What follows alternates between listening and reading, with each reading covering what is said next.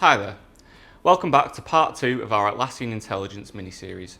In today's video, we'll be diving into how you can use AI specifically in Atlassian's native workspace, Confluence.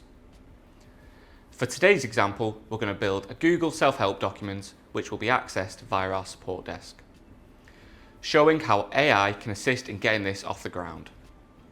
Firstly, making use of Confluence's pre-built templates will show you how you can make use of AI to create a how-to guide.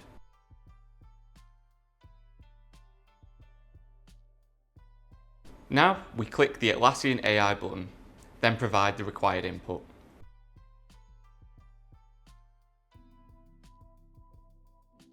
You can then directly import this into your workspace.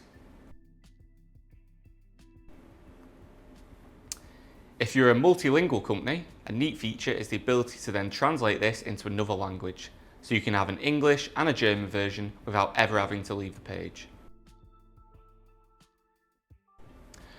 Another feature you can make use of when creating your how-to guide is creating an introduction at the tip of your fingers.